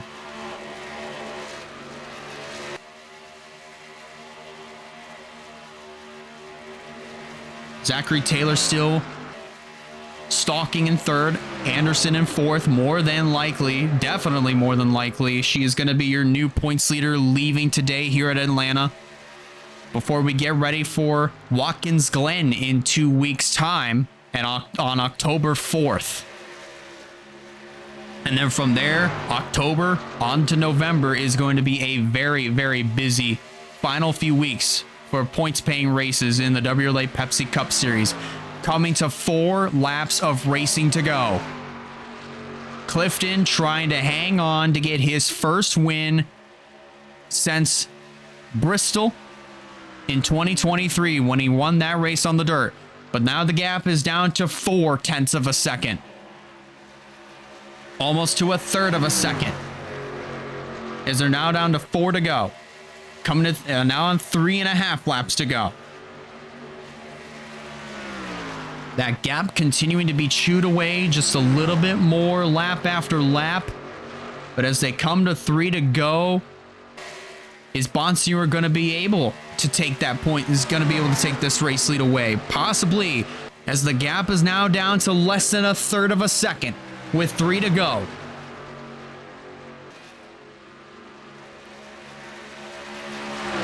Bonsignor closing in just a little bit more. Almost to the back bumper of the 99. Coming through turn number 4 this time around. 2 fingers up in the air. Popsicle sticks in the air. 2 laps of racing to go. And that gap is practically gone. Just about 2/10 between the 99 and the 22. Can Clifton hold off the challenge of Alex Bonsignor? Ooh, Cologne gets into the outside wall in the background. But he keeps it straight. No caution. Coming around through turn number 4. The white flag falls. Noah Clifton leads it. Will he be leading coming back to the checker? Let's find out. 0.13 seconds is the gap between Clifton and Bonsignor. Bonsignor is practically right there, but he's not close enough to make a challenge. Down the back straightaway they go one final time, heading into the 3rd corner. It has finally happened. NS Racing is going to go to victory lane, but it's going to be with Noah Clifton as he wins the Quaker Safe 400 here in Atlanta. Bonsignor is going to come home in 2nd. Zachary Taylor finishing in 3rd.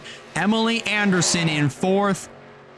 Fitzgerald completes your top 5. Then it's Tanner Parton finishing in 6th. Nathan Stapleton coming home in 7th. As a team owner, he has to be a happy camper. Then it's Reagan Whitlock coming home in 8th. Joshua Cornish 9th. And rounding out your top 10, that will be the 27 of Ryan Little. What a race. What a very chaotic, wild, thrilling race here at the Atlanta Motor Speedway. There's a look at the rest of your finishing results right there. Moscow on down to Andrew Miller. They all finished on the lead lap. And then you take a look at the great rebound, by the way, for Wyatt Walker, by the way, finishing in the 12th position. How about that? Attaboy Wyatt. Great rebound for him, so he'll get some pretty good points, so he might be able to move his way up through the standings after tonight. But there you see Stephen Cologne, Valkyrie Atikian, Sebastian Vaughn, Ray Atikian, McGuire, Perez, and Dorn. They all finished 1 lap down or more, and there's the retirees of the race. Our top 3 in the point standings who will no longer be the top 3, more than likely. I mean, obviously the points are going to get shaken up quite a bit after tonight. Russell Blaze, Terry Walker, Kyle Craven, along with Eric Monaco, Campbell Marsh, Jordan Sumner, and Jerry and Caleb Rose. Oh my goodness. I don't even know what else to really say, but a huge congratulations to Noah Clifton on securing his first win of the season, his 3rd Pepsi Cup Series win overall, and the first on the year for NS Racing. If you are in the WRLA Discord, be sure to keep an eye on the point standings as soon as this premiere concludes. Those will be coming your way here after this premiere concludes, as I just said. But anyways, big congratulations to Noah Clifton on winning this race. The points are definitely going to be looking very, very different once we go to Watkins Glen in 2 weeks' time on October 4th. That race will be taking place at 7 p.m. Eastern Time on the 4th of October. That's probably going to be a pretty good race, if anything, when it comes down to strategy. So it is definitely going to be very interesting to see who's going to have the best strategy, who's going to have the best qualifying spot. It's all going to be fun. So be sure to come watch WRLA Pepsi Cup Series racing from Watkins Glen. It's going to be our first trip to Watkins Glen since 2017, actually. So that should be pretty fun. All the action starts on the 4th of October, 7 p.m. Eastern Standard Time. But in the meantime, Your points will be coming your way very shortly if you're watching the premiere. If you're watching this on YouTube, be sure to hit the like button. And if you haven't considered subscribing, I recommend you do so in order to keep up with some fine content coming out in the near future. And if you're watching this live on the Twitch channel, be sure to hit the follow button so you don't miss future streams and future WRLA Pepsi Cup races that get broadcasted live right here on Twitch. One more time, big congratulations to Noah Clifton on securing his first win of the season, the first for NS Racing, and the third of his career. Have yourselves a great rest of your weekend, everybody. Take care, and we'll talk to you guys at Watkins Glen.